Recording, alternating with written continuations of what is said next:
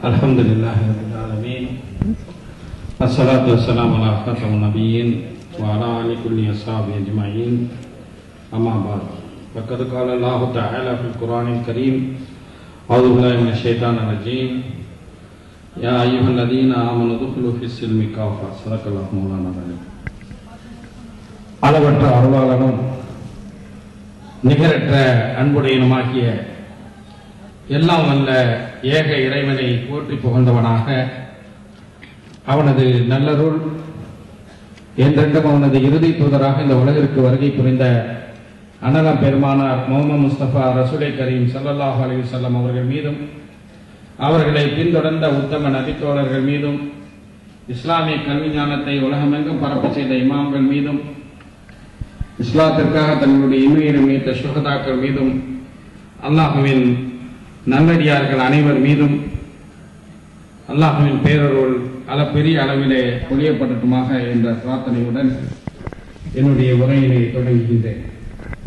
தமிழ்நாடு முஸ்லிம் முன்னேற்ற கழகத்தின் சார்பாக நீடூர் நெய்வாசலில 98வது அவசர ஊர்தி அர்ப்பணிப்பு விழா மற்றும் சமுதாய எழுச்சி பொதுக்கூட்டத்திற்கு தலைமை தாங்கியிருக்கின்ற நீடூர் தமிழ்நாடு முஸ்லிம் முன்னேற்ற கழகத்தினுடைய தலைவரும் நெய்வாசல் ஜமாத்தினுடைய நாட்டாமையுமான அருமை சகோதரர் MS ஜஃபர் அலி அவர்களே, வரவேற்புரை ஆற்றி அமர்ந்திருக்கின்ற முன்னாள் மாவட்ட துணைத் தலைவர் அருமை சகோதரர் ஷஃபா பஷீர் அவர்களே, முன்னிலை வகித்துக் கொண்டிருக்கின்ற நீடூர் தமுமுக கிளையின் செயலாளரும் கங்கணமுத்தூர் ஊராட்சி மன்றத்தினுடைய மனிதநேய மக்கள் கட்சியின் 9வது வார்டு உறுப்பினருமான அருமை சகோதரர் MS முகமது ஷபீர் அவர்களே, மனிதநேய மக்கள் கட்சியின் நீடூர் கிளை செயலாளரும் கங்கணமுத்தூர் ஊராட்சி மன்றத்தினுடைய மனிதநேய மக்கள் கட்சியைச் சேர்ந்த 8வது வார்டு உறுப்பினருமான அருமை சகோதரர் MS முகமது ஜஃப்ருதீன் அவர்களே, கிளையினுடைய பொருளாளர் அருமை சகோதரர் முகமது காமில் அவர்களே, ஒன்றிய துணை செயலாளர் ஏடி யாசர் அரபாத் அவர்களே, நன்றி உரையாற்றவிருக்கின்ற முகமது ரஃபீக் அவர்களே, இந்த நிகழ்ச்சியிலே பங்கு கொண்டிருக்கின்ற நம்முடைய தமிழ்நாடு முஸ்லிம் முன்னேற்ற கழகத்தினுடைய நாகை வடக்கு மாவட்ட தலைவர் அருமை சகோதரர் MS ஆரிஃப் அவர்களே, நாகை வடக்கு மாவட்ட தமுமுகவினுடைய செயலாளர் அருமை சகோதரர் PSM புகாரி அவர்களே, நாகை வடக்கு மாவட்டத்தினுடைய மனிதநேய மக்கள் கட்சியின் மாவட்ட செயலாளர் அருமை சகோதரர் OMA முசாஹுதீன் அவர்களே, நாகை வடக்கு மாவட்ட பொருளாளர்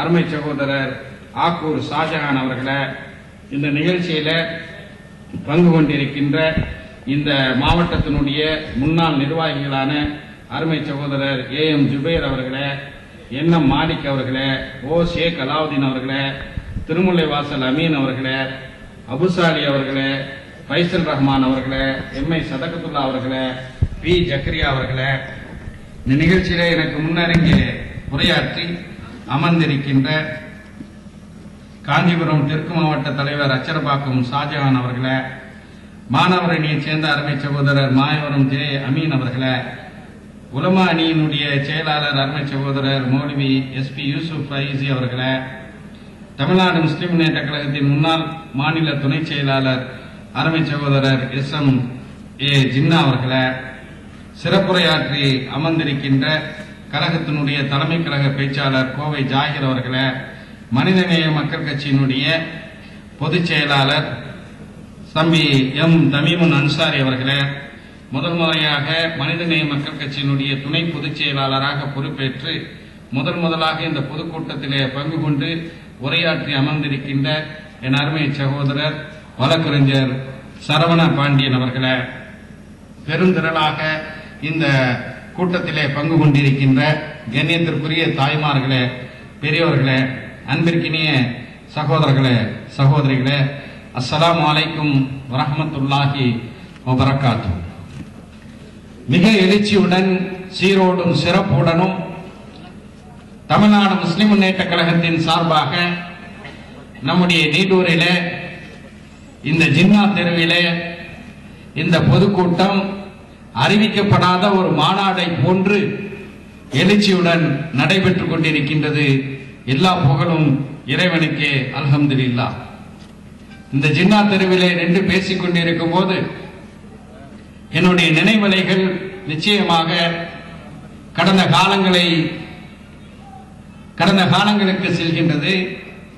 இதே ஜின்னா தெருவு பள்ளிவாசலிலே தான் முதல் முறையாக, இன்றல்ல நேற்றல்ல, சென்ற நூற்றாண்டிலே, 1985ஆம் ஆண்டு ஜனவரி மாதம் ஒரு மக்ரிப் தொழுகைக்கு பிறகு மாணவர் இஸ்லாமிய இயக்கத்தினுடைய பொறுப்பாளராக நான் பணியாற்றி கொண்டிருந்த நேரத்தில் இந்த ஜின்னா பள்ளிவாசலனுடைய ஜின்னா தெருவிலே இருக்கக்கூடிய பள்ளிவாசல்ல தான் முதல் முறையாக உரையாற்றக்கூடிய ஒரு வாய்ப்பு பள்ளிவாசலுக்கு உள்ளே கிடைத்தது.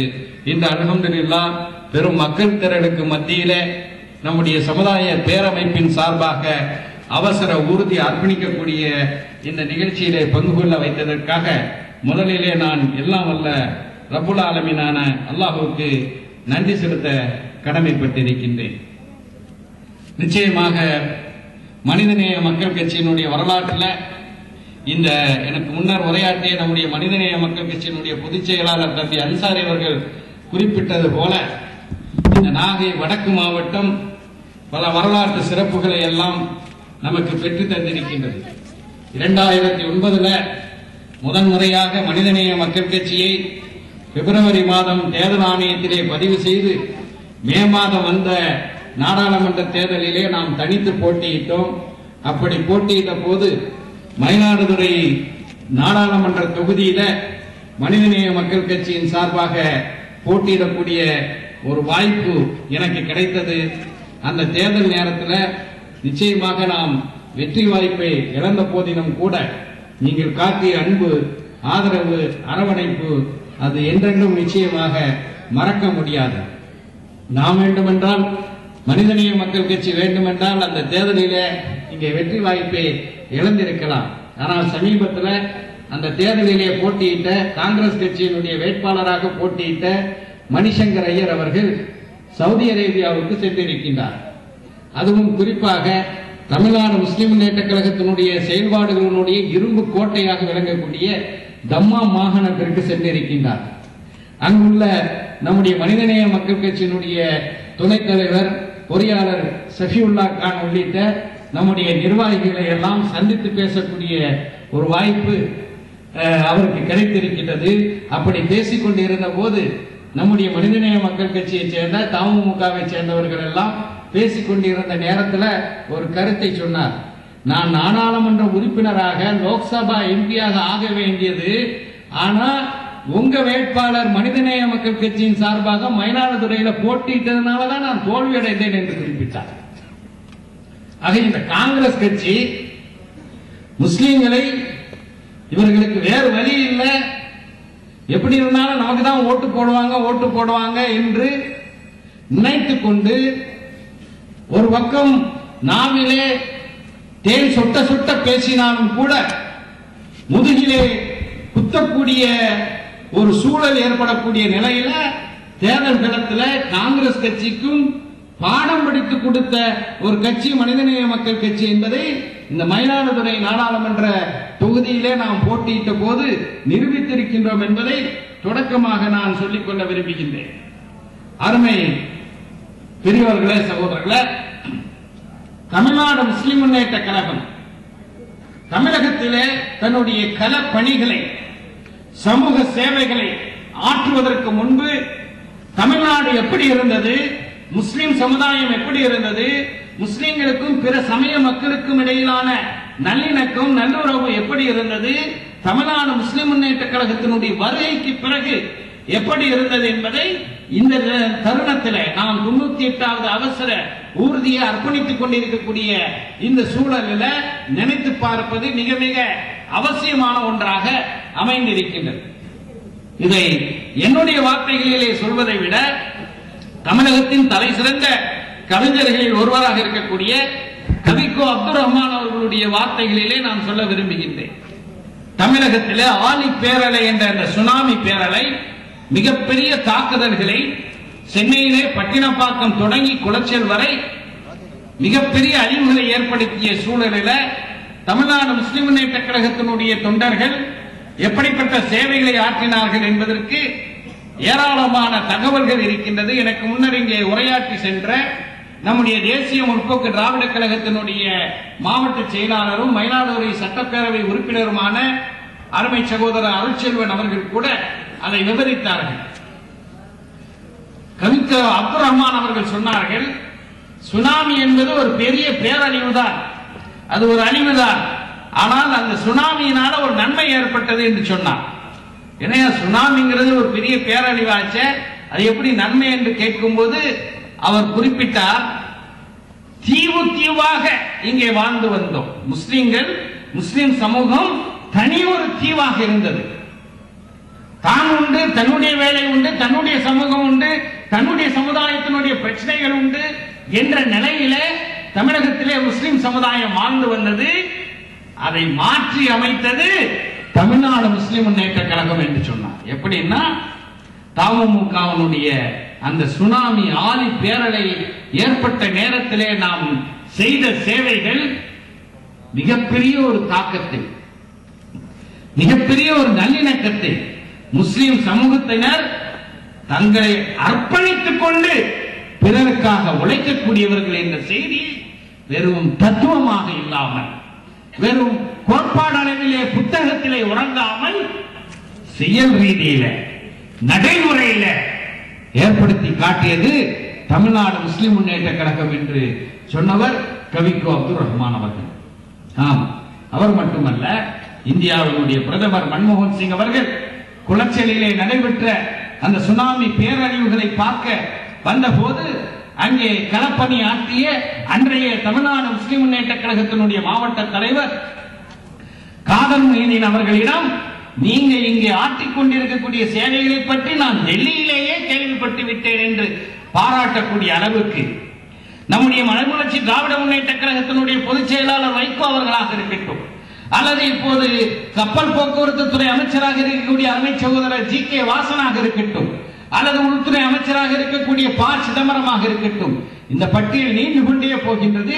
இப்படி பல்வேறு அரசியல் கட்சியை சார்ந்தவர்களும் தமுமுகவினுடைய சேவைகளை பாராட்டி இருக்கின்றார்கள் என்பது ஒரு பக்கம் இருந்தாலும், அருமை சகோதரர்களே, நிச்சயமாக முஸ்லிம்கள் என்ற அடிப்படையில் இந்த நாட்டிற்கு சேவை செய்வது, நம்முடன் வாழக்கூடிய பிற சமய மக்களுக்கு உதவிகளை புரிவது முஸ்லிம்களுடைய கடமையாக இருக்கின்றது. இந்த நாடு என்பது ஒரு கதம மலர் தோட்டம். இங்கே எல்லா பூக்களும் பூக்குவதற்கு வாய்ப்புகள் இருக்கின்றது, வாய்ப்புகள் அளிக்கப்பட வேண்டும்.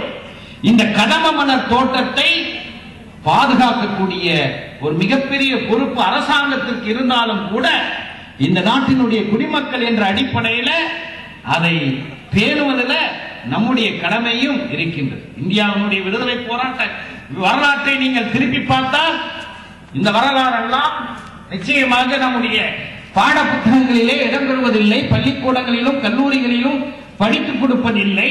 அதனால சொல்கின்றோம், இந்தியாவினுடைய விடுதலை போராட்ட வரலாற்றிலே முஸ்லிம்களினுடைய பங்கு என்பது ஒரு பெரிய தலைப்பு, நான் அதற்குள்ளே போகவில்லை. ஆனால் அகிம்சை வழியில, சத்தியாகிரக வழியிலே, உண்ணாவிரத வழியிலே தான் இந்த நாடு சுதந்திரம் அடைய முடியும் என்ற அடிப்படையிலே செயல்பட்ட காந்தியடிகளினுடைய எழுச்சிக்கு பின்னாடி முஸ்லிம்கள் இருப்பதை பார்க்க முடிகின்றது. மதுரையை சேர்ந்த ஒரு குடும்பத்தினர் தென்னாப்பிரிக்காவிலே மிகப்பெரிய அளவிலே வணிகத்திலே ஈடுபட்டு வந்தார்கள். அவர்கள் தான் காந்தியடிகளை தென்னாப்பிரிக்காவில் அரவணைத்து அவருக்கு எல்லா வகையான வசதிகளையும் கொடுத்து அவருக்கு பல்வேறு வகையான உதவிகளையும் செய்து இந்தியாவுக்கு அனுப்பி வைக்கின்றார்கள். காந்தியடிகளினுடைய விடுதலை இயக்கத்தினுடைய பின்னணியில முஸ்லிம்கள் இருப்பதை பார்க்க முடிகின்றது. நேதாஜியினுடைய போராட்டம் இல்லை இல்லை, இந்த அகிம்சை வழியிலெல்லாம் இந்தியா விடுதலை பெற முடியாது, ஆயுதம் தூக்கினால்தான் விடுதலை பெற முடியும் என்று நேதாஜி போரிட்டார். இந்திய தேசிய ராணுவத்தை உருவாக்கினார். அந்த நேதாஜியினுடைய போராட்டத்துக்கு பின்னாடி அவருக்கு வலதுகரமாக இடதுகரமாக எல்லா வகையிலும் அவருக்கு பின்னணியிலே இருந்தவர்கள் யார் என்று சொல்லும் போது முஸ்லிம்கள் தான் இருந்தார்கள். இந்தியா சுதந்திரம் அடைந்து விட்டது என்று சிங்கப்பூரில் நேதாஜி அவர்கள் உரையாற்றுகின்றார்கள் ஆங்கிலத்தில்.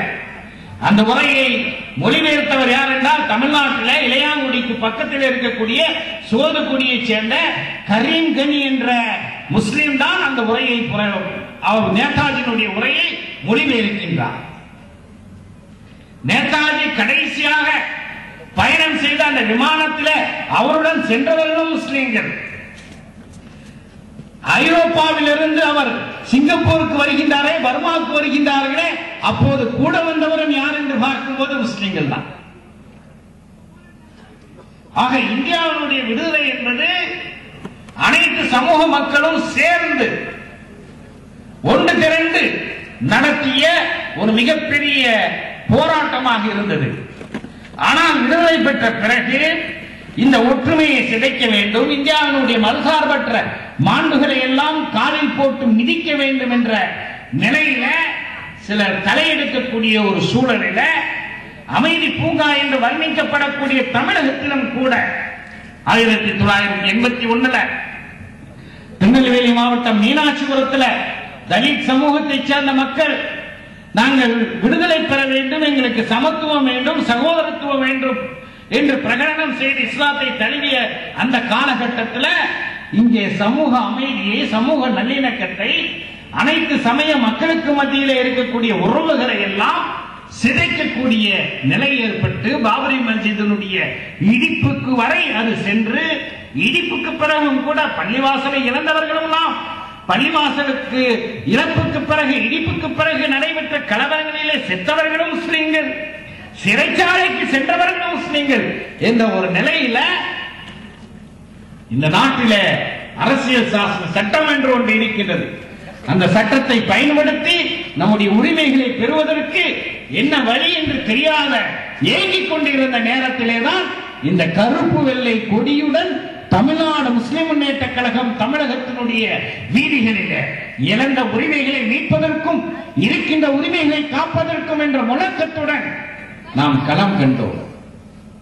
தம்பி அன்சாரி அவர்கள் குறிப்பிட்டது போல இன்று எத்தனையோ இயக்கங்கள் வரலாம், இன்று எத்தனையோ அரசியல் கட்சிகள், நாங்கள் அகில இந்திய கட்சி என்று சொல்லலாம். ஆனால் இந்தியாவிலே மிக அதிகமான அளவிலே முஸ்லிம்கள் வாழக்கூடிய மாநிலங்களில் டெபாசிட்டை கூட டெபாசிட்டே இல்லாத நிலையில இப்படிப்பட்ட ஒரு அரசியல் கட்சி யூபியில இருக்கா என்று கேட்கக்கூடிய அளவுக்கு போலி நாடகங்களை அரங்கேற்றலாம்.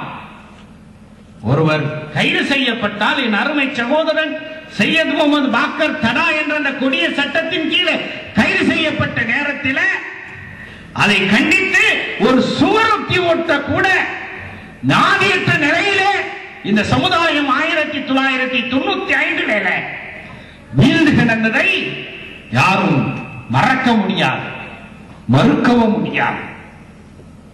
அந்த நேரத்திலே தான் எப்படிப்பட்ட வழிமுறைகளை பின்பற்றினால் இந்த சமுதாயத்தினுடைய உரிமைகளுக்காக வேண்டி நாம் குரல் கொடுக்க முடியும், வெறும் குரல் கொடுப்பதோடு நிற்காமல் வெற்றியடைய முடியும் என்பதை ஆய்வு செய்து தமிழ்நாடு முஸ்லிம் முன்னேற்ற கழகம் உருவாக்கப்பட்டது. அப்படி உருவாக்கப்பட்ட காலத்திலேயே கூட மிக தெளிவான ஒரு கோட்பாடை தமிழ்நாடு முஸ்லிம் முன்னேற்ற கழகம் வகுத்துக் கொண்டது. அது என்ன கோட்பாடு என்றால், லா இலாஹ இல்லல்லாஹ் முஹம்மது ரசூலுல்லாஹ் கலிமாவை சொன்ன அனைத்து முஸ்லிம்களுக்கும் சொந்தமான இயக்கம் தமிழ்நாடு முஸ்லிம் முன்னேற்ற கழகம் என்பதை மிக தெளிவாக பிரகடனப்படுத்தினோம். அதன் காரணமாகத்தான் எனக்கு முன்னர் இங்கே உரையாற்றிய மரியாதைக்குரிய நம்முடைய ஜாமியா மிஸ்பால் ஹுதாவுடைய முதல்வர் அவர்கள் மௌலானா மௌலவி முகமது இஸ்மாயில் பாசில் பாக்கவி அவர்கள் குறிப்பிட்டது போல, குக்கிராமத்திலும் பிரச்சனைகள் ஏற்பட்டால் அந்த கூப்பிட்ட குரலுக்கு அவர் யார், எந்த கொள்கையை சேர்ந்தவன், எந்த கோட்பாடை பின்பற்றவன் என்ற எந்த விதமான பாரபட்சமும் இல்லாமல் ஓடோடி சென்று அவர்களுடைய கண்ணீரை துடைக்கக்கூடிய ஒரு பேரியக்கமாக அல்லாஹ்வுடைய கிருபையினால தமிழ்நாடு முஸ்லிம் முன்னேற்ற கழகம் உருவெடுத்து வந்தது. அப்படி உருவெடுத்து உரிமைகளுக்காக வேண்டி போராடக்கூடிய அந்த நேரத்தில் அன்சாரி அவர்கள் குறிப்பிட்டது போல இந்த எழுச்சிக்கு பின்னால் மிகப்பெரிய தியாகங்கள் இருக்கின்றது. சாதாரணமாக இந்த அமைப்பை கட்டியமைக்க முடியவில்லை. அன்றைய ஆட்சியாளர்கள் தமிழ்நாடு முஸ்லிம் முன்னேற்ற கழகத்தினுடைய எழுச்சியை சாதாரணமாக மதிப்பிடவில்லை. இதுல ஏதோ ஒரு பயங்கரம் இருக்கின்றது என்றெல்லாம் நினைத்து இந்த இயக்கத்தை முடக்குவதற்காக அவர்கள் செய்த சதி திட்டங்கள் ஏராளம் ஏராளம். அதையெல்லாம் நாம் எல்லாம் நன்கு அறிந்திருக்கின்றோம். இந்த சமுதாயத்திற்காக, தனி விரோதத்திற்காக வேண்டிய அல்ல, அடிதடி கலாட்டாவுக்காக வேண்டிய அல்ல, இந்த சமுதாயத்தினுடைய உரிமைகளை நிலைநாட்டுவதற்காக வேண்டி இந்த சமுதாயத்தினுடைய தலைமையகத்தில் தலைமை நிர்வாக குழுவில் இருக்கக்கூடிய உறுப்பினர்கள் முதல் கொண்டு கடைநிலை ஊழியர் வரை சிறைச்சாலைக்கு சென்று ஜெயில்களை நிரப்பி எத்தனை அடக்குமுறைகள் வந்தாலும் அதனையெல்லாம் தகர்த்தெறியக்கூடிய வல்லமை, ஈமானிய பலம் எங்களுக்கு இருக்கின்றது என்பதை அல்லாஹ்வுடைய கிருபையினால நிரூபித்த ஒரு இயக்கம்தான் தமிழ்நாடு முஸ்லிம் முன்னேற்ற கழகம். நேற்று பெய்த மலையிலே முளைந்த காளான்கள் அல்ல அருமை சகோதரர்களே. அந்த அடிப்படையிலே தான் நம்முடைய பணிகள் தொடரக்கூடிய நேரத்தில் நம்முடைய சமுதாயம், நம்முடைய உரிமைகள் நமக்காக என்று இருப்பதை நாம் விரிவுபடுத்த வேண்டும். நம்முடைய பணிகள் எல்லா சமய மக்களுக்கும் சென்றடைய வேண்டும் என்ற நிலையிலேதான் முதலாக தமிழகத்திலே ஒரு சமூக அமைப்பு, ஒரு இஸ்லாமிய அமைப்பு, அதுவும் இரத்த தானம் செய்வதை தொண்டர்களுக்கு எடுத்துரைத்து இரத்த தான முகாம்களை நடத்த வேண்டும் என்ற ஒரு நிலையை உருவாக்கி இன்றைக்கும் அவசர உதவிக்கு தமிழகத்திலே இரத்த தானம் செய்வதிலே முதன்மையான ஒரு அமைப்பு இருக்கின்றது என்றால் அது தமிழ்நாடு முஸ்லிம் முன்னேற்ற கழகம் என்ற நிலையை அல்லாஹ்வுடைய உதவியோடு நிரூபித்திருக்கின்றோம். இன்னைக்கு அரசியல் கட்சி தலைவர்களுடைய பிறந்த நாட்களிலே, அதே போல சினிமா நடிகர்களுடைய பிறந்த நாட்களிலே அரசியல் கட்சிகளுடைய கிளைகளும் சினிமா நடிகர்களுடைய ரசிகர் மன்றங்களும் இரத்த தான முகாம்களை நடத்துகிறார்கள். ஆனால் ஒரு சமூக அமைப்பு இதை தொடங்கி வைத்தது அது தமிழ்நாடு முஸ்லிம் முன்னேற்ற கழகம் என்பதை யாரும் மறுக்க முடியாது. நம்முடைய இரத்தங்கள் யாருக்கு செல்கின்றது? ஒரு புள்ளி விவரத்தின்படி நாம் ஆய்வு செய்யும் போது தமுமுகவினுடைய தொண்டர்களுடைய, நம்முடைய முஸ்லிம் சமுதாய சகோதரர்கள் சகோதரிகளுடைய இரத்தத்தில் பெரும்பான்மையானவை நம்முடைய சக குடிமக்களாக இருக்கக்கூடிய, சக தமிழர்களாக இருக்கக்கூடிய பிற சமய மக்களுக்கு தான் அதிகமான இரத்தங்களை அளித்திருக்கின்ற ஒரு சிறப்பு நம்முடைய அமைப்புக்கு இருக்கின்றது என்பதை யாராலும் மறுக்க முடியாது. என்ன தானம் வேண்டும் என்றாலும் செய்யலாம். ஆனால் அந்த குறிப்பிட்ட காலகட்டத்தில் அவசரத்தில் குருதி தானம் என்று சொல்லக்கூடிய இந்த இரத்த தானத்திற்கு இணையாக எதையும் செய்ய முடியாது, எதையும் சொல்ல முடியாது.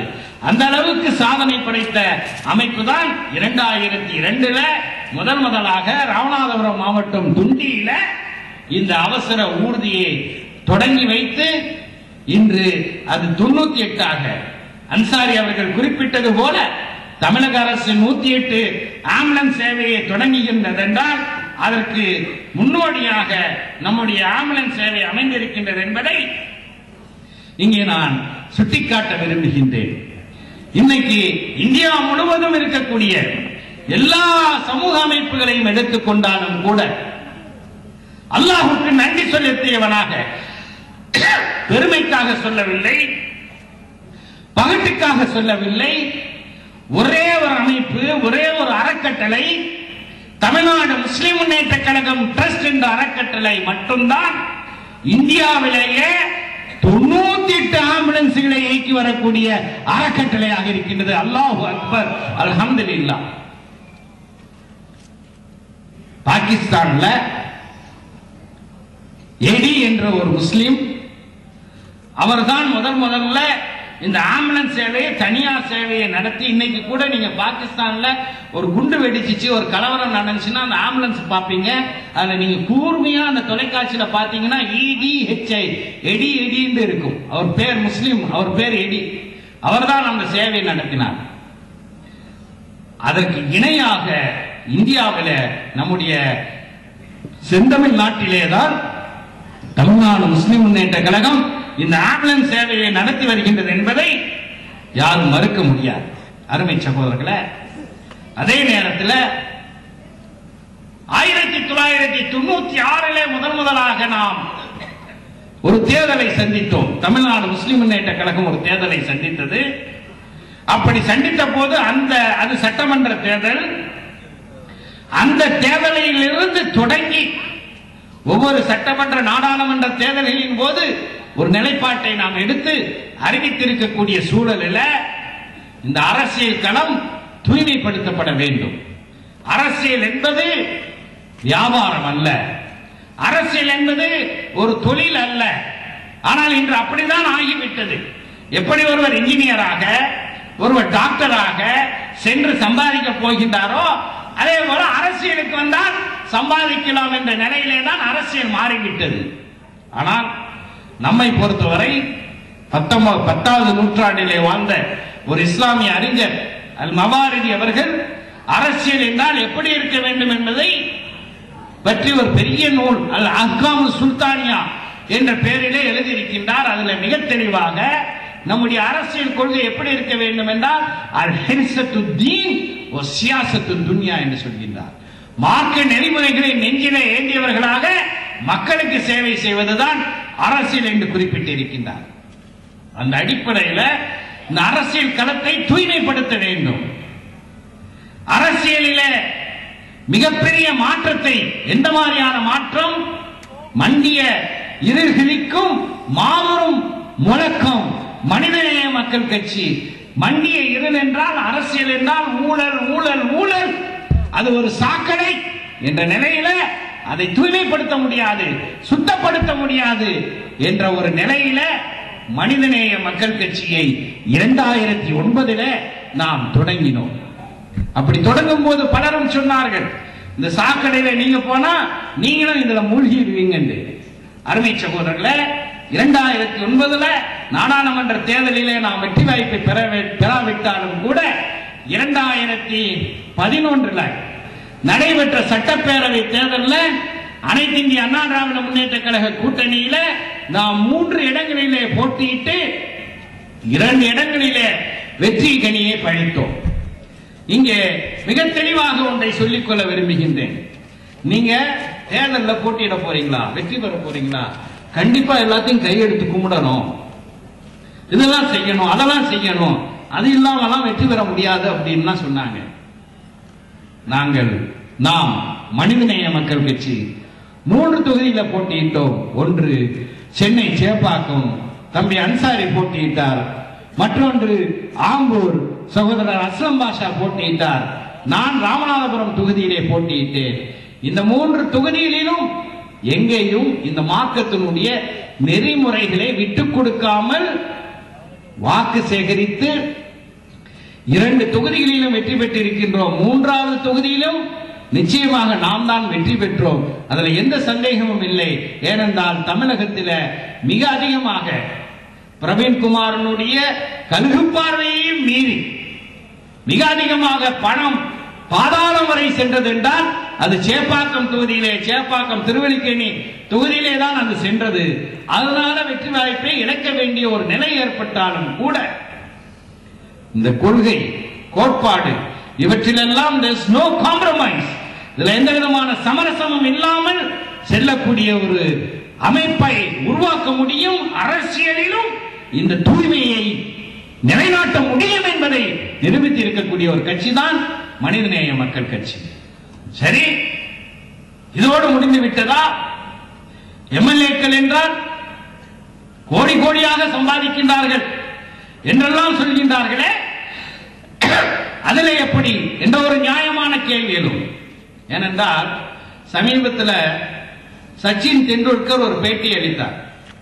உங்களுக்கு தெரியும், 2-3 நாட்களுக்கு முன்னால் வங்காளதேசத்துக்கு எதிராக நடைபெற்ற ஒரு போட்டியில தான் நீண்ட காலத்திற்கு பிறகு சச்சின் தெண்டுல்கர் தன்னுடைய 100வது சதத்தை அடித்தார் என்பதை பார்க்கின்றோம், பாராட்டுகிறோம். அது ஒரு பக்கம் இருக்கட்டும். சச்சின் தெண்டுல்கர் என்ன சொன்னார்னா, நான் 100வது சதம் அடிக்கணும், அடிக்கணுங்கிறத பத்தி தான் மீடியாக்கள் பெருசா சச்சின் 100வது சதம் அடிக்கல, 100வது சதம் அடிக்கல அப்படின்னு பேசுறாங்க. ஒன்றை மறந்து விட்டார்கள், இதுவரைக்கும் நான் 99 செஞ்சுரி போட்டிருக்கேன், அதை பத்தி பேசுறதுக்கு இவங்களுக்கு வாய் வரல அப்படின்னு மீடியாக்களை ஒரு பெரிய சாடு சாடினார். அதே மாதிரி சட்டப்பேரவை உறுப்பினர்களாக நானும் நம்முடைய சகோதரர் அஸ்லம் பாஷாவும் பணியாற்றி கொண்டிருக்கிறோம். நம்ம சமூகத்தில் ஒரு மனநோயாளி இருக்கார், உங்களுக்கு தெரியும். அவருக்கு எங்க போனாலும் ட்ரீட்மெண்ட் கொடுக்க முடியாது. இந்த மனநோயாளி என்ன பேசுறாருன்னா, சட்டசபையில 2 மையத்துகள் இருக்கின்றதுன்னு பேசியிருக்காரு. எனக்கு முன்னர் இங்கே உரையாற்றிய நம்முடைய மயிலாடுதுறை சட்டமன்ற உறுப்பினர் அருட்செல்வன் அவர்கள் பேசியதை நான் இங்கே திரும்ப பேச விரும்பவில்லை. ஆனால் அருமை சகோதரர்களே, நாங்க மையத்தா இல்லையாங்கிறத அல்லாஹ் பார்த்து கொண்டிருக்கின்றான். இந்த நம்முடைய சமுதாயம் பார்த்து கொண்டிருக்கின்றது. தமிழ் சமுதாயம் நிச்சயமாக மையத்தல்ல.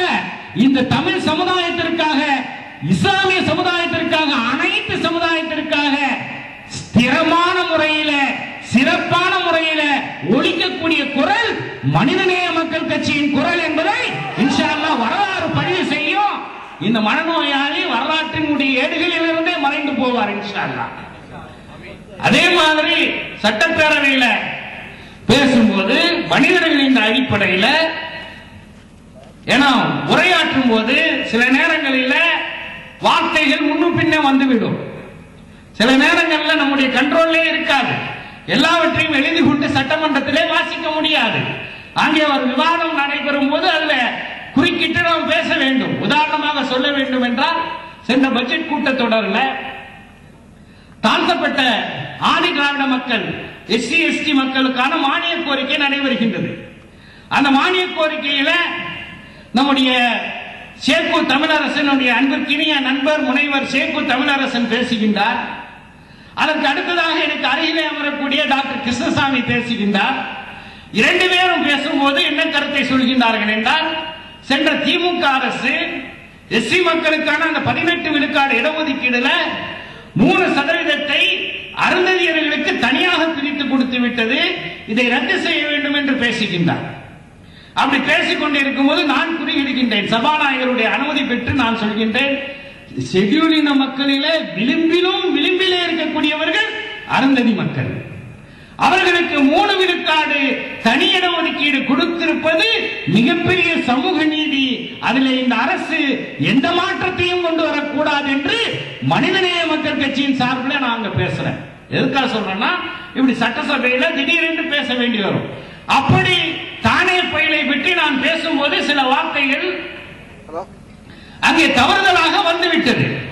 இதை வச்சுக்கிட்டு எப்படி சச்சின் டெண்டுல்கர் அடுத்த 99 செஞ்சிருக்கிற எல்லாம் மறந்துவிட்டு அவர் 100வது அடிக்கலையான்னு சொல்ற மாதிரி இந்த மனநோயாளி புலம்பிக் கொண்டிருக்கக்கூடிய நிகழ்ச்சியை பார்க்கின்றோம். சட்டப்பேரவை உறுப்பினர்களாக நானும் சகோதரர் அஸ்லம் பாஷாவும் அவர்களும் பொறுப்பேற்ற பிறகு இதுவரை தமிழக சட்டமன்றத்தில் 2 பேரும் சேர்ந்து 6 முறை முஸ்லிம்களுக்கான தனி இடஒதுக்கீடு 3.5 விழுக்காடில் இருந்து 5 விழுக்காடாக மேலாக உயர்த்தி தரப்பட வேண்டும் என்பதை தொடர்ச்சியாக பேசியிருக்கின்றோம். மே மாதம் சட்டமன்றம் தேர்தல் நடைபெற்று வெற்றி பெற்றோம். அங்கே ஒரு 6 மாசம், இங்க ஒரு 2-3 மாசம், கிட்டத்தட்ட 9 மாசத்துல தமிழக சட்டப்பேரவையினுடைய கடந்த கால ஆவணங்களை நீங்கள் திருப்பி பார்த்தால், ஒரு கட்சியின் சார்பாக முஸ்லிம்களுக்கான தனி இடஒதுக்கீடு 6 முறை இந்த சட்டமன்றத்திலே மதிப்பு மிகுந்த உறுப்பினர்களாக இந்த சமுதாயத்துக்கு குரல் கொடுக்கக்கூடியவர்களாக இருந்த அப்துல் லத்தீப் சாஹிப் பேசியிருக்கின்றாரா, அப்துல் சமத் சாஹிப் பேசியிருக்கின்றாரா, ரவணசமுத்திரம் பீர் முகமது சாஹிப் பேசியிருக்கின்றார்களா என்றால் பேசியிருக்கலாம். ஆனால் அவர்களை விட அதிகமாக பேசியது மனிதநேய மக்கள் கட்சி என்பதை நிச்சயமாக பதிவு செய்ய விரும்புகின்றேன். அதெல்லாம் ஒரு பக்கம் இருக்கட்டும். எதற்காக அரசியலுக்கு வந்தோம்? பணம் சம்பாதிப்பதற்கா, ஊழல் செய்வதற்கா, அல்லது 10ஓடு 1 அத்தோடு இது 1 என்ற நிலையை உருவாக்குவதற்காக? நிச்சயமாக இல்லை. அருமை சகோதரர்களை, மிக வெளிப்படையாகவே நான் பேச விரும்புகின்றேன். ஒரு சட்டப்பேரவை உறுப்பினர் என்ற அடிப்படையில் சும்மா வீட்டில் படுத்து கிடந்தாலும் கூட இந்த 8 மாசத்துல குறைந்தபட்சம், ஆக குறைந்தபட்சம் 1 கோடி ரூபாய் வீடை தேடி ஒவ்வொரு சட்டமன்ற உறுப்பினருக்கும் வந்திருக்கும். ஆனால் அருமை சகோதரர்களே, அப்படி வரக்கூடிய அப்படிப்பட்ட ஒரு நிலை வரும்போது இங்க வராத உதப்பேன், இதை பற்றி நான் புகார் தெரிவிப்பேன் என்று சொல்லி அது பத்திரிகைகளிலும் கூட வெளிவந்திருக்கக்கூடிய ஒரு நிலையை உருவாக்கி இருக்கின்றோம். இப்படிப்பட்ட ஒரு நிலையில தான் இன்ஷா அல்லாஹ் மனிதநேய மக்கள் கட்சியினுடைய உறுப்பினர்கள் நாடாளுமன்றத்திலே இருந்தாலும், சட்டமன்றத்திலே இருந்தாலும், உள்ளாட்சி மன்றத்திலே இருந்தாலும் இந்த தூய்மை பாதுகாக்கப்பட முடியும், பாதுகாக்கப்பட வேண்டும், பாதுகாக்கப்படும் இன்ஷா அல்லாஹ். அருமை சகோதரர்களே, எம்எல்ஏக்களுக்கு ஒவ்வொரு ஆண்டுக்கும் 2 கோடி ரூபாய் தொகுதி மேம்பாட்டுக்காக நிதியை கொடுக்கின்றார்கள். வழக்கமாக பெரும்பாலான எம்எல்ஏக்கள், விதிவிலக்கு நிச்சயமாக இருக்கின்றது, விதிவிலக்கு நிச்சயமாக எம்எல்ஏக்களும் எம்பிக்களும் இருக்கு, நான் அவர்களை பற்றி பேச போறதில்ல. பெரும்பாலான எம்எல்ஏக்கள் இந்த 2 கோடி ரூபாய் ஆக குறைந்தபட்சம் பாத்தீங்கன்னா 10 விழுக்காடு யார் அந்த வேலையை செய்யறாங்களோ அந்த கான்ட்ராக்டர் வாங்கிடுவாங்க. 2 லட்சம் வரால 10% எவ்வளவு ஆச்சு? 20 லட்சம் ரூபாய்.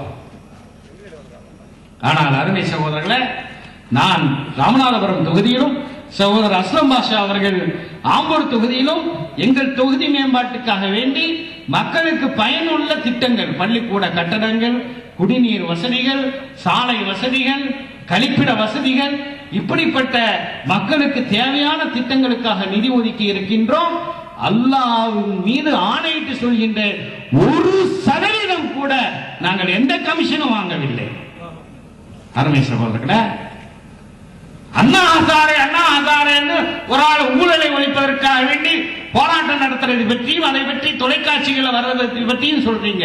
அவருக்கு உறுதுணையாக இருக்கக்கூடிய பாஜக காரர்கள் இந்த இந்திய ராணுவத்துக்கு சமபுத்திய வாங்குவதிலே ஊழல் பண்ணான். அவெல்லாம் ஊழலை ஒழிக்க வேண்டும் என்று வந்திருக்கின்றான்.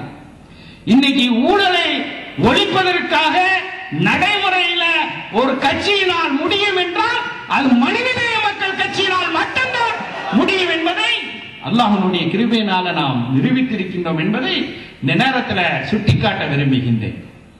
இந்த அரசாங்கம் மக்களுக்கு நன்மைகள் செய்யும் போது நிச்சயமாக பாராட்டுவோம். ஆனால் அதே நேரத்தில் தமிழக மக்களுக்கு, சிறுபான்மை மக்களுக்கு, ஷெட்யூல்ட் மக்களுக்கு, பிற்படுத்தப்பட்ட மக்களுக்கு, மிகவும் பிற்படுத்தப்பட்ட மக்களுக்கு, ஒடுக்கப்பட்ட மக்களுக்கு அது தீமைகளை செய்தால், அது கேடுகளை செய்தால் நிச்சயமாக மனிதநேய மக்கள் கட்சியினுடைய சட்டப்பேரவை உறுப்பினர்கள் வாய்ப்புத்தி மௌனமாக இருக்க மாட்டார்கள் என்பதையும் இந்த நேரத்தில் சுட்டிக்காட்ட விரும்புகின்றேன்.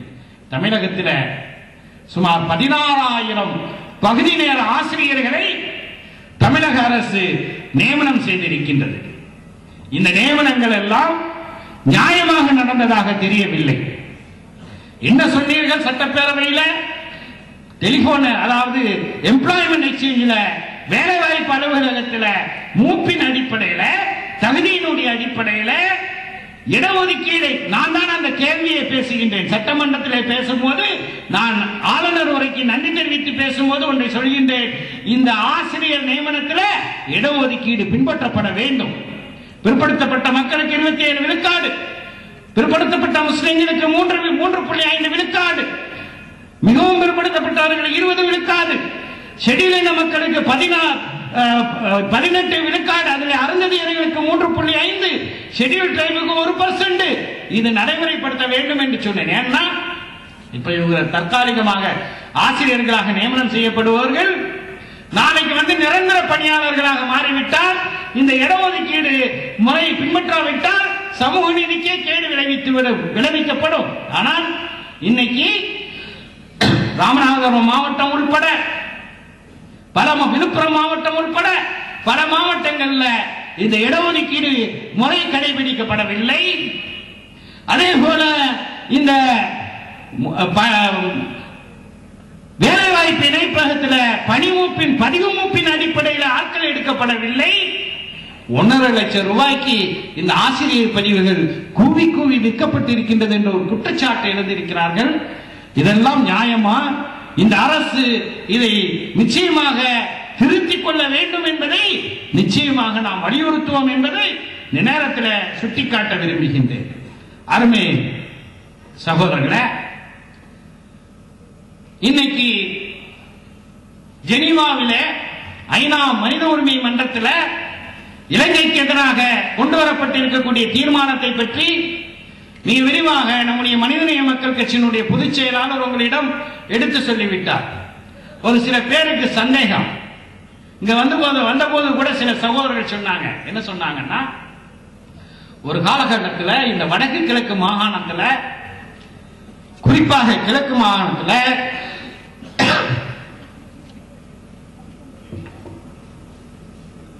இதே தமிழீழ விடுதலை புலிகளினால் காத்தான்குடி பள்ளிவாசல்ல தொழுகையில் இருந்த முஸ்லிம்கள் சுட்டுக் கொல்லப்பட்டார்களே, முஸ்லிம்களுடைய உயிர்கள் எல்லாம் பறிக்கப்படுவதற்கு புலிகள் காரணமாக இருந்ததாக சொல்லப்படுகின்றது. அப்படிப்பட்ட புலிகளுக்கு ஆதரவாக ஏன் மனிதநேய மக்கள் கட்சி ஒரு நிலைப்பாட்டை எடுத்து தீவிரமாக அதை பிரச்சாரம் செய்ய வேண்டும், அதற்கான நிலைப்பாட்டை எடுத்திருக்க வேண்டும்.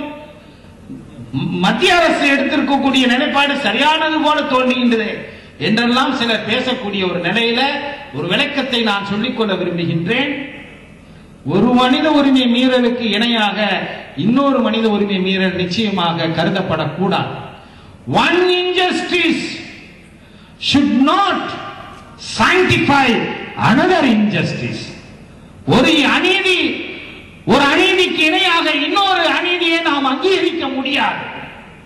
ஒரு காலகட்டத்தில் வடகிழக்கு மாகாணத்திலே வாழ்ந்த முஸ்லிம்கள் விடுதலை புலிகளால் கருவறுக்கப்பட்டது, முற்றிலுமாக அழிக்கப்பட்டது என்பது யாரும் மறுக்க முடியாத உண்மை. ஆனால் அதுக்காக வேண்டி 2008 இருந்து தொடங்கி 2009 வரை இந்த நூற்றாண்டு காணாத மிக மோசமான ஜெனோசைட் என்று சொல்லக்கூடிய இனஅழிவு, அதே போல போர்க்குற்றத்தில் ராஜபக்சேயும் அந்த சிங்கள பேரின பிசாசுகளும் ஈடுபட்டார்கள் என்பதை மறுக்க முடியாது.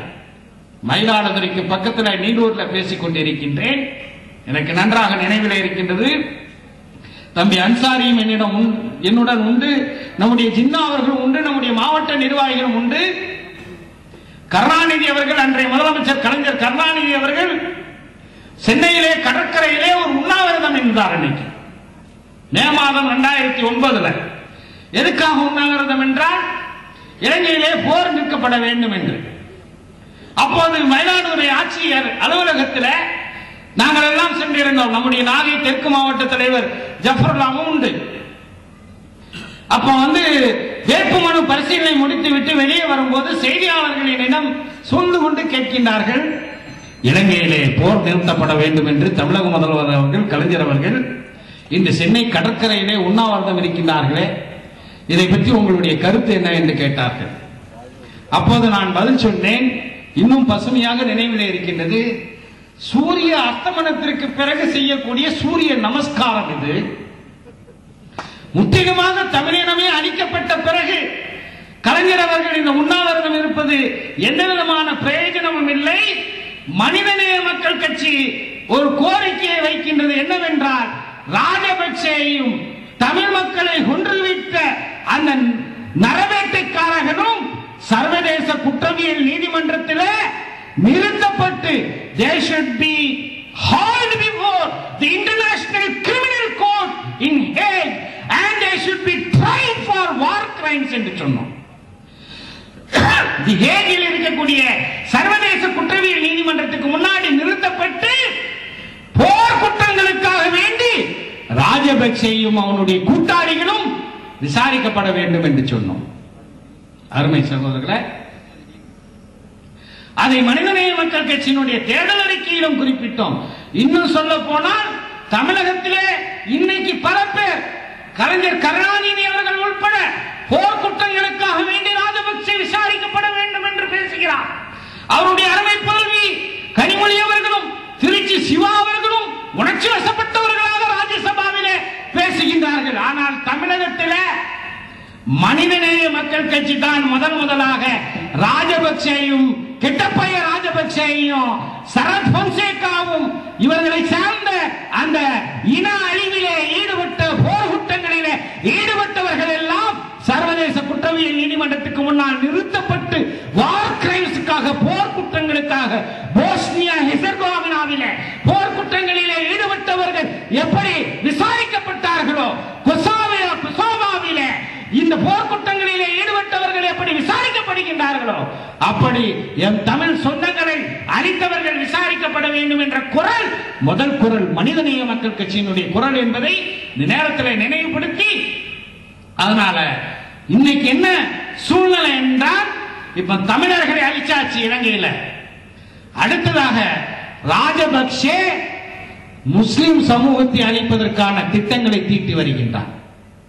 கொழும்புல மிகப்பெரிய வர்த்தக நிறுவனங்கள் முஸ்லிம்கள் நடத்தி வருகிறார்கள். அதையெல்லாம் நாசம் செய்யக்கூடிய வேலையை ராஜபக்சே செய்து கொண்டிருக்கின்றார். இந்த காலகட்டத்தில் எல்லா நேரத்திலையும் பலஸ்தீனையே நினைச்சிட்டு இருந்தா மனிதன் முன்னேற முடியாது. This is a time for reconciliation. இது மறு ஆய்வுக்காக, நல்லிணக்கத்திற்கான நேரம். இந்த நேரத்தில் தமிழர்களா, தமிழ் பேசக்கூடிய அனைத்து மக்களும் அவர்கள் எந்த மதத்தை சார்ந்தவர்களாக இருந்தாலும் ஓர் அணியிலே நிற்பது மிக மிக அவசியமாக இருக்கின்றது. அன்சாரி அவர்கள் குறிப்பிட்டது போல ஜெனீவாவில் இந்திய அரசு, நம்முடைய எஸ்.எம். கிருஷ்ணா பேசுகிறார், ராஜ்யசபாவில் கனிமொழி பேசுகிறாங்க, சிவா பேசியிருக்கார், தோழர் டி.கே. ரங்கராஜன் பேசியிருக்கின்றார், தோழர் டி. ராஜா பேசியிருக்கின்றார், இப்படி மைத்ரேயன் பேசியிருக்கின்றார். இப்படி எல்லாம் பேசுவது தமிழ் மக்களுடைய சென்டிமெண்ட்ஸை, உணர்வுகளை எல்லாம் நாங்கள் புரிந்து கொண்டு செயல்படுவோம். அப்படி எப்படின்னா, பாபரி மஸ்ஜிதை இடிக்கிற வரைக்கும் பார்த்துட்டு வேடிக்கை பார்த்துட்டு நரசிம்மராவ் அன்னைக்கு என்ன நிலையில் இருந்தாலும் அந்த நிலையில தான் இன்னைக்கு மன்மோகன் சிங் அரசாங்கமும் ஐசியூவில் இருக்கக்கூடிய ஒரு நிலையை பார்க்கின்றோம். அருமை சகோதரர்களே, ஒன்றை மறந்து விடுகிறார்கள். இளம் தலைவர் ராஜீவ் காந்தியை கொன்றவர்கள் விடுதலை புலிகள். எனவே அதை மறக்க மாட்டோம்னு சொன்னா நான் நினைவுபடுத்த விரும்புகின்றேன். இதே ராஜீவ் காந்தி இலங்கைக்கு சென்ற போது கொழும்புவில் உள்ள பண்டார் நாயக்கா சர்வதேச விமான நிலையத்தில் அவருக்கு இலங்கை ராணுவ வீரர்களுடைய அணிவகுப்பு மரியாதை நடந்த நேரத்தில் ராஜீவ் காந்தியை கொல்வதற்காக வரிசையிலே நின்று கொண்டிருந்த ஒரு சிங்கள இனவெறி ராணுவ வீரர் ராஜீவ் காந்தியை அடிப்பதற்கு முன் வந்தான். ஒரு கன நொடி நேரத்திலே அவர் உயிர் தப்பினார் என்பதை சோனியா காந்தி அம்மையார் அவர்களே, மன்மோகன் சிங் அவர்களே, சிதம்பரம் அவர்களே, பிரணாப் அவர்களே, காங்கிரஸ்காரர்களே ஏன் மறந்து போயிட்டீங்க? இலங்கைக்கு பயப்படுறாங்க. நம்முடைய தமிழக மீனவர்கள், குறிப்பாக நம்முடைய ராமநாதபுரம் தொகுதியைச் சேர்ந்த ராமேஸ்வரம் மீனவர்கள் அன்றாடம் செத்து பிழைத்துக் கொண்டிருக்கின்றார்கள். தினந்தோறும் தாக்குதலுக்கு இலக்காகி இருக்கின்றார்கள். தினமும் காலையில் இருந்த உடனே ராமேஸ்வரத்திலிருந்து போன் வந்துடும், இன்னைக்கு ஐயா இத்தனை பேரை அடிச்சிருக்கான், இத்தனை பேரை கைது செஞ்சிருக்காங்க. ஒரு சுண்டக்கா நாடு இலங்கை, பெரிய வல்லரசா இந்தியா. ஆசியா பகுதியிலே நாம பெரிய அண்ணனா, ஒரு அண்ணன் இல்ல. இந்த சுண்டக்கா பழைய இலங்கைக்கு அஞ்சி நடுங்கக்கூடிய ஒரு அரசாங்கம் தான் மன்மோகன் சிங் அரசாங்கம் இருக்கின்ற. வெட்க ஆண்மை இருந்தால், திறமை இருந்தால், ஜவஹர்லால் நேருடைய பாலிசியை, நெஹ்ருவின் பாலிசி, அதாவது அணிசேரா கொள்கை, அதே நேரத்தில் எங்கெல்லாம் மனித உரிமைகள் மீறுகின்றதோ சர்வதேச அளவிலே அப்போதெல்லாம் குரல் கொடுக்கக்கூடிய அந்த பாரம்பரிய இந்திய வெளியுறவு கொள்கையை நிலைநாட்டக்கூடிய திராணி இருந்தால், அமெரிக்காவுடைய தீர்மானத்தை குப்பை தொட்டியில போட்டுட்டு இந்தியா ஒரு தீர்மானம் கொண்டு வர வேண்டும். சர்வதேச குற்றவியல் நீதிமன்றத்தில் போஸ்னியா ஹெர்சகோவினாவிலே நடந்தது போல, கொசாவாவிலே நடந்தது போன்ற வடகிழக்கு மாகாணங்களிலே இலங்கையில ராஜபக்சே என்ற அந்த கொடியவன் தலைமையிலே நடந்த அந்த கொடூரங்களுக்காக வேண்டி ராஜபக்சேயும் அவனை சார்ந்தவர்களும் போர் குற்றவாளிகளாக கொண்டு வந்து நிறுத்தப்பட வேண்டும் என்பதை இந்திய அரசு ஒரு முன்மாதிரியாக எடுத்துக்கொண்டால் தமிழர்கள் நேசிப்பார்கள். இல்லாவிட்டால் நீங்கள் செய்த துரோகத்தை மன்னிக்கவே மாட்டார்கள் என்பதை இந்த நேரத்தில் சுட்டிக்காட்ட விரும்புகின்றேன். யூபியில மரண அடி வாங்கியிருக்கீங்க. உத்தரப்பிரதேசத்தில் 18% முஸ்லிம்கள் வாழக்கூடிய உத்தரப்பிரதேசத்தில் பனிமூட்டை காட்டினதாக எங்க ஊர் பக்கத்தில் சொல்லுவாங்க. முஸ்லிம்களுக்கு மிட்டாய் காமிச்சான், சின்ன பிள்ளைகளுக்கு இந்த தர மிட்டாய், இந்த தர மிட்டாய். அடுத்தாப்புல அந்த ஐஸ்கிரீம் பாருக்கு போய் உனக்கு ஐஸ்கிரீம் வாங்கி தந்துடுறேன். முஸ்லீம்களுக்கு இடஒதுக்கீடு தந்துடுறான்னு சொன்னாங்க. எப்போ 2004 நாடாளுமன்ற தேர்தல் நடைபெற்ற போது அளித்த வாக்குறுதி, அதே போல 2009 நடைபெற்ற போதும் அளித்த தேர்தல் வாக்குறுதி. அது ஒரு பக்கம் இருக்கட்டும். இந்த அரசாங்கமே 2004 மன்மோகன் சிங் அரசாங்கமே சச்சார் குழுவை நியமித்தது, வரவேற்கிறோம். மிஸ்ரா ஆணையத்தை அமைத்தது. நீதிபதி ரங்கநாத் மிஸ்ரா வேறு யாரும் இல்லை, அவரும் ஒரு காங்கிரஸ்காரர் தான். முன்னாள் உச்ச நீதிமன்றத்தினுடைய தலைமை நீதிபதி, முன்னாள் உச்ச நீதிமன்றத்தினுடைய தலைமை நீதிபதி, தேசிய மனித உரிமை ஆணையத்தினுடைய முதல் தலைவர் இந்த மிஸ்ரா தலைமையில தான் ஆணையம் போட்டாங்க. அவர் ஆய்வு செஞ்சாரு, அறிக்கையே வெளியே வரல. உடனே நம்ம என்ன செஞ்சோம், இந்த மனநோயாளி ஒரு கதையை கட்டி விடுறான். என்னன்னா, தமிழ்நாட்டில் இடஒதுக்கீடுக்காக வேண்டி ஏன்னா டெல்லிக்கு போனீங்கன்னு கேட்கிறான். அட முட்டா பையல, நான் சொல்றதை கேளுங்க. 2007 மார்ச் 7 அகில இந்தியாவை திரும்பி பார்க்கக்கூடிய ஒரு மாபெரும் பேரணி தமிழ்நாடு முஸ்லிம் முன்னேற்ற கழகம் நடத்தியது. எதுக்காக? தமிழ்நாட்டில் இடஒதுக்கீடுக்கா? இல்ல. நீதிபதி ரங்கநாத் மிஸ்ரா ஆணையத்தினுடைய அறிக்கையை எப்போது தாக்கல் செய்ய போறீங்க? அந்த அறிக்கையினுடைய பரிந்துரையின் அடிப்படையில் எப்ப எங்களுக்கு இடஒதுக்கீடு கிடைக்கும் என்ற முழக்கத்துடன் டெல்லி வீதியில ராஜநடை போட்டு நம்முடைய தொண்டரணிகளுடைய கம்பீரமான அணிவகுப்பை தொடர்ந்து ஆயிரக்கணக்கான தொண்டர்கள் பிரியாணிக்காக வரல, ட்ரெயின் ஃபேர் ரயில் கட்டணத்தை நாங்க கொடுக்கல, எல்லாத்தையும் முழுமையாக ரயில் கட்டணத்தை வாங்கி சாப்பாடுக்கான கட்டணத்தையும் வாங்கி ஆயிரக்கணக்கான மக்கள் நம்ம டெல்லியில பேரணி நடத்திய பிறகு, மன்மோகன் சிங் அவர்களை வலியுறுத்திய பிறகு மே மாதம் 21ஆம் தேதி 2007 மிஸ்ரா ஆணையம் அறிக்கையை கொடுத்துச்சு. அந்த அறிக்கை கொடுக்கப்பட்ட பிறகு பாராளுமன்றத்தில் வைக்கவே இல்லை. முஸ்லிம் தலைவர்கள் போய் கேட்கிறாங்க பிரதமர்கிட்ட, தேர்தல் வரப்போது 2009 நாடாளுமன்ற தேர்தல், என்ன ஆச்சு? மிஸ்ரா அறிக்கையை நீங்க அமல்படுத்தலாமே. தெம்பாக தெனாவட்டாக சென்னை பாஷையில சொன்னோம்னா தெனாவட்டாக மன்மோகன் சிங் சொன்னா, that is for the next prime minister to decide. அடுத்த பிரதமர் தான் அதை பற்றி முடிவெடுப்பாங்க. இதையெல்லாம் பார்த்து கொண்டிருந்தார்கள் உத்தரப்பிரதேச முஸ்லீம்கள். வழிமுட்டையா காட்டுற பிள்ளைங்களுக்கு மிட்டாய் காட்டுற மாதிரி எங்களை ஏமாத்திரியா, இரு உங்களை வச்சுக்கிறேன். நம்ம தமிழ்நாடு மக்கள் தான் ஏமாந்துட்டோம். ஏன்னா மன்மோகன் சிங்கா அத்வானியா யார் பிரதமராக வேண்டும்ங்கிறது 2009 ஒரு பெரிய கேள்வியானதுனாலதான் நம்முடைய வெற்றி வாய்ப்பு பாதிக்கப்பட்டுச்சு. அது ஒரு பக்கம் இருக்கட்டும். அப்புறம் 2009 மறுபடியும் வெற்றி பெற்று விட்டார்கள். என்ன சொன்னாங்க? மறுபடி நாங்கள் ஆட்சிக்கு வந்தால் முஸ்லிம்களுக்கு தனி இடஒதுக்கீடு தருவோம்னு. ஒண்ணும் நடக்கல. ராஜ்யசபால சட்டமன்ற பாராளுமன்றத்தில் இந்த அறிக்கையை கூட வைப்பதற்கு காங்கிரஸ் கட்சி முன்வரவில்லை. என்னுடைய நண்பர் பீகாரை சேர்ந்த ராஜ்யசபா உறுப்பினர் அலி அன்வர் அவர்கள் ராஜ்யசபால தன்னுடைய கையில இதோ இருக்கின்றது மிஸ்ரா அறிக்கை, நீங்க ஏன் நாடாளுமன்றத்தில் தாக்கல் செய்யவில்லை அப்படின்னு கேள்வி கேட்ட பிறகு இந்த கூறுகட்ட மன்மோகன் சிங் அரசாங்கம், மூக்குடையப்பட்ட ஐக்கிய முற்போக்கு கூட்டணி அரசாங்கம் மிஸ்ரா அறிக்கையை வச்சுச்சு. என்ன அறிக்கை சொல்லிச்சு? 15 விழுக்காடு முஸ்லிம்களுக்கு, 15 விழுக்காடு மதவெளி சிறுபான்மையினர்களுக்கு இடஒதுக்கீடு தர வேண்டும், அதில் 10 விழுக்காடு முஸ்லிம்களுக்கு தர வேண்டும். இதுதான் மிஸ்ரா அறிக்கையினுடைய, மிஸ்ரா ஆணைய அறிக்கையினுடைய கருத்து. இதை பற்றி நியாயமாக நாடாளுமன்றத்தில் ஒரு கமிஷனுடைய அறிக்கை வெளியிட்டா அதை உடனடியாக ஆக்ஷன் டேக்கன் ரிப்போர்ட், அதை பற்றியான நடவடிக்கை எடுத்த அறிக்கையை சமர்ப்பித்து உடனே இடஒதுக்கீடுக்கு உத்தரவிட வேண்டும். ஒண்ணுமே செய்யல. தொடர்ந்து ஏமாத்திட்டு வந்தாங்க. ஏமாறதுக்கு மக்கள் ரெடியா இருக்காங்க. அருமை சகோதரர்களை, யூபி தேர்தல் அறிவிக்கப்படுவதற்கு ஒரு நாள் முன்பாக, அதுக்கு முன்னாடி ராகுல் காந்தி ஒரு பக்கம், சல்மான் குர்ஷித் ஒரு பக்கம், நாங்க முஸ்லிம்களுக்கு இடஒதுக்கீடு கொடுக்க போகின்றோம் என்றெல்லாம் அறிவிப்பு.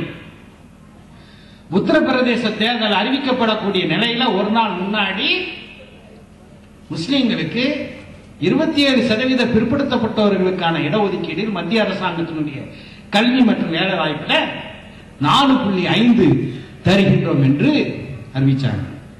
இதை கூட நாங்கள் அகில இந்திய அரசியலை பேசக்கூடியவர்கள், நாங்கள் தமிழகத்தை கடந்து இயங்கக்கூடியவர்கள் என்றெல்லாம் சொல்லிட்டு ஒரு அப்பளங்கமேனி வேலை பண்ணிக்கிறாங்க பாருங்க. அவங்க கூட பாராட்டினாங்க. 4.5% முஸ்லீம்களுக்கு கிடைத்தது.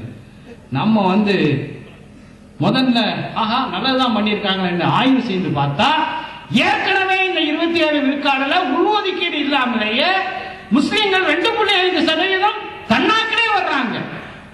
இந்த 4.5 முஸ்லீம்களுக்கு உள்ளது மட்டுமல்ல, அதை நன்றாக நினைத்து கொள்ள வேண்டும்.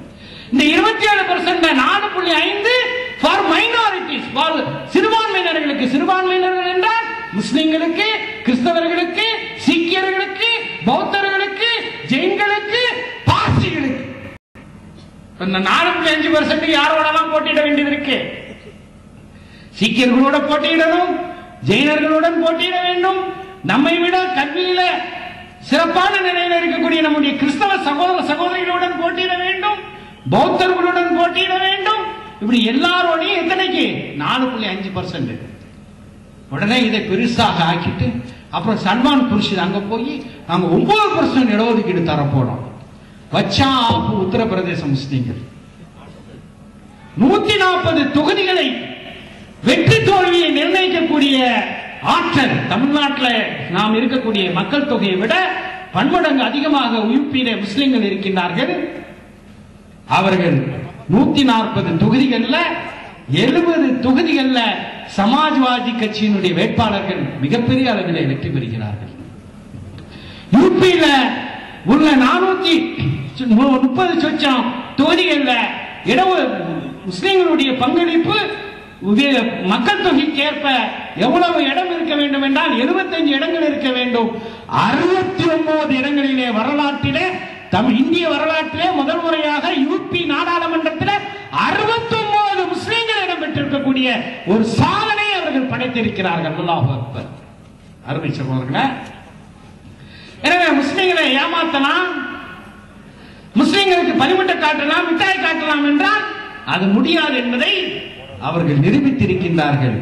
இன்னைக்கு என்னன்னா காங்கிரஸ் கட்சியும் பாஜகவும் இல்லாமல் ஒரு 3வது அணி உருவாகக்கூடிய ஒரு சூழ்நிலையை யூபி முஸ்லிம்கள் உருவாக்கி இருக்கின்றார்கள் என்று சொன்னால் அது மிகையாகாது.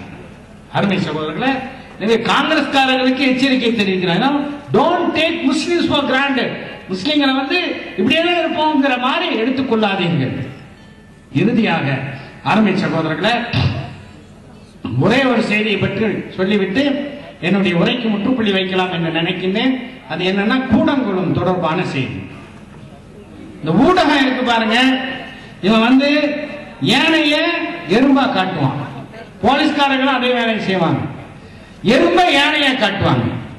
அதே மாதிரிதான் இன்னைக்கு கூடங்குளத்தை திறந்து விட்டால் தமிழ்நாடு ஒளியும், தமிழ்நாட்டில் மின் தட்டுப்பாடே இருக்காது என்கின்ற ஒரு போலியான தோற்றம் உருவாக்கப்பட்டு இருக்கின்றது. கூடங்குளம் திறக்கப்பட்டாலும் கூட, அங்கு இருக்கக்கூடிய 2 உலைகள் திறக்கப்பட்டாலும் கூட நமக்கு வரப்போவது 500 மெகாவாட் மின்சாரம் தான் வரப்போகுது. இந்த 500 மெகாவாட் சென்னை மாநகரத்தினுடைய மின்சார தேவைகள்ல 10 விழுக்காடை கூட பூர்த்தி செய்யாது.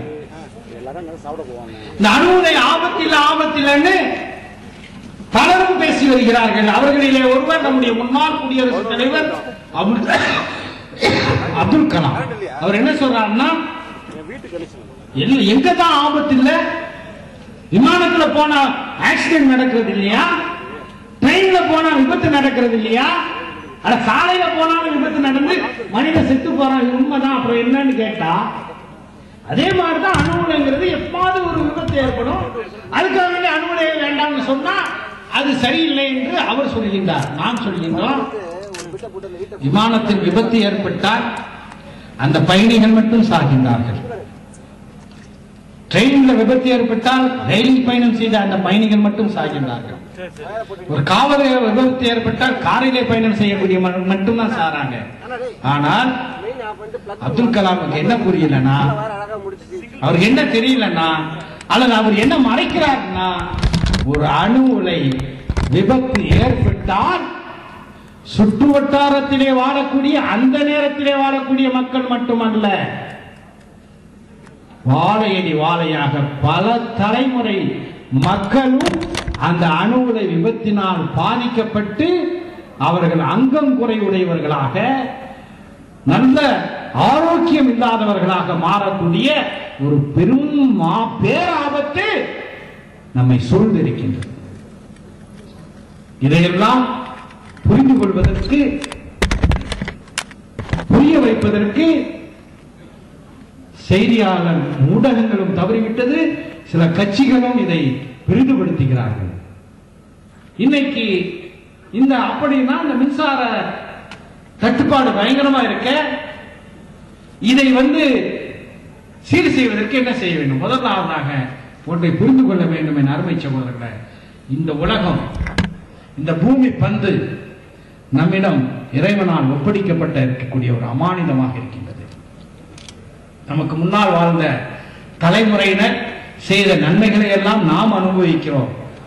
நம்முடைய பங்குக்கு நம்முடைய எதிர்கால சமுதாயத்தினரும் பலனடைவதற்கு, நம்முடைய கடமைகளை ஆற்றுவதற்கு நாம் தயாராக இருக்க வேண்டும். அணு உலைகளை ஆரம்பிச்சோம்னா இது உலகம் முழுவதும் பேராபத்துகளை ஏற்படக்கூடிய ஒன்றாக இருக்கின்றது. நான் கேட்கின்ற,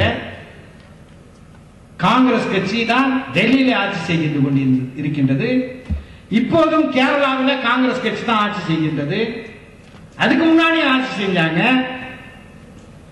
நீங்க போய் ஒரு அணு உலைய, ஒரே ஒரு அணு உலைய கேரளாவில் தொடங்கலாம் பார்க்கும். தமிழ்நாடுக்காரன் தமிழனை இழிச்ச வாயனா?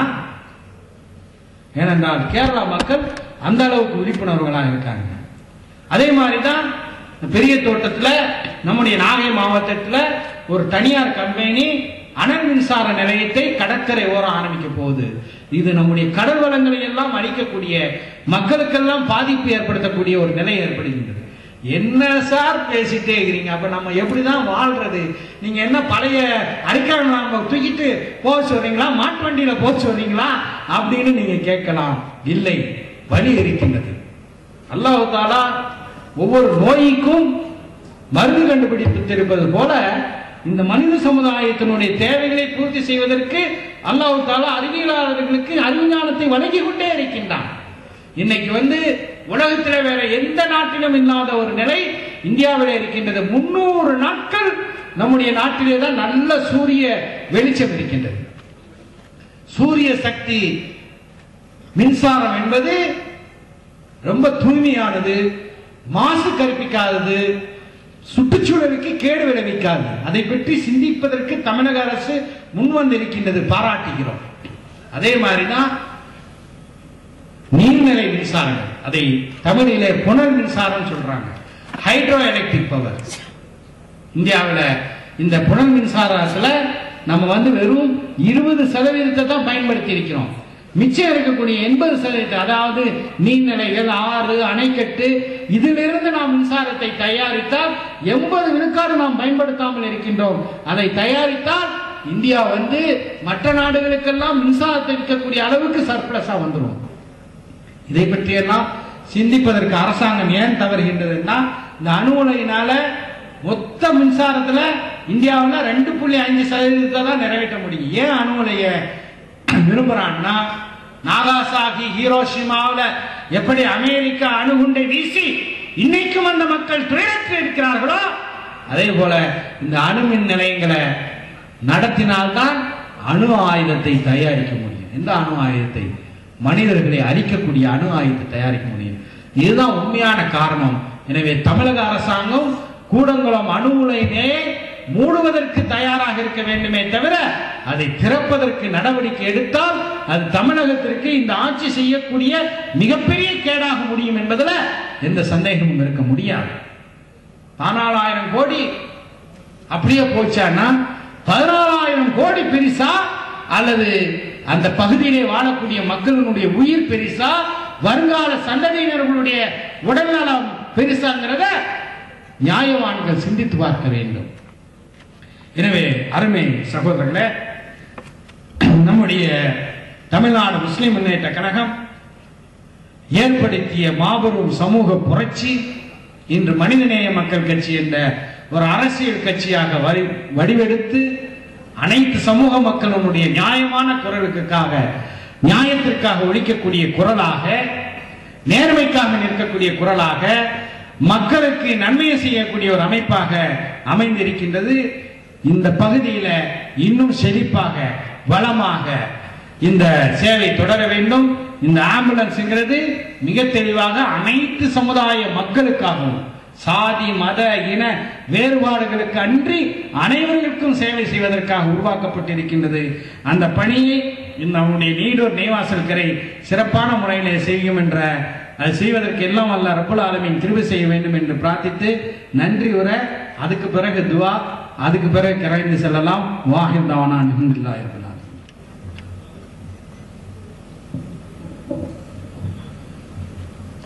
ஆலமீன்.